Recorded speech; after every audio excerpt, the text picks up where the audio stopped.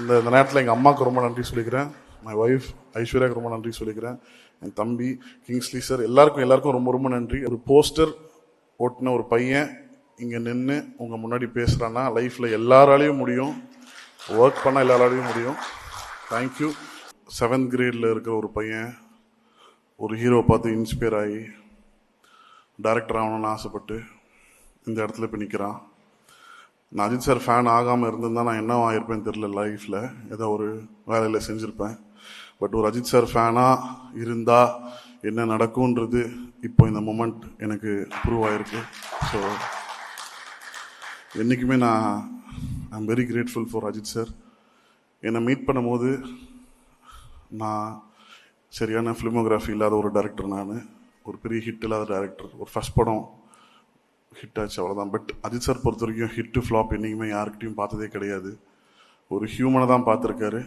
என்கிட்டேருந்து அதை எப்படி அதை பார்த்தாருன்னு இப்போ வரைக்குமே ரொம்ப ஆச்சரியமாக இருக்கும். நான் சார்கிட்ட கூட நான் ஸ்பாட்டில் கேட்டிருந்தேன், சார் எதை வச்சு சார் என்ன நீங்கள் அப்போ போனி கபூர் சார்கிட்ட சொன்னீங்க? Mark my word sir, this boy will do big, இவன் பெரிய டைரக்டராக வருவான் சார், நீங்கள் எதை வச்சு சொன்னீங்க சார்ன்னு சொல்லும் போது சார் ஜஸ்ட் ஒரு சின்ன ஸ்மைலோடு போயிட்டாரு. அதுதான் அஜித் சார்ன்னு நினைக்கிறேன்.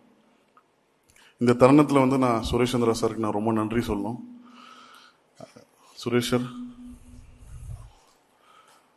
என்னை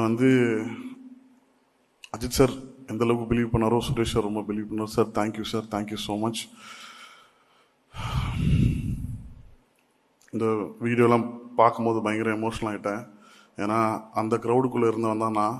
ஸோ இங்கே உங்கள் முன்னாடி நின்று அழகு பார்க்க வச்சுருந்த அஜித் சாருக்கு நான் ரொம்ப நன்றி சொல்லிக்கிறேன். அஜித் சார் எப்பவுமே அவர் ஒரு ஸ்டாராக எப்பவுமே நினச்சதே இல்லை. எப்பவுமே ஒரு ஆக்டராக நினச்சிருக்காரு.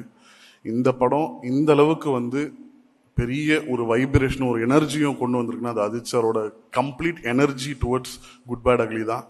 ஃப்ரம் டே 1லேருந்து டைட்டில் சஜஸ்ட் பண்ண அந்த டைட்டில் அஜித் சார் சொன்னது தான் குட் பேட் அக்லி.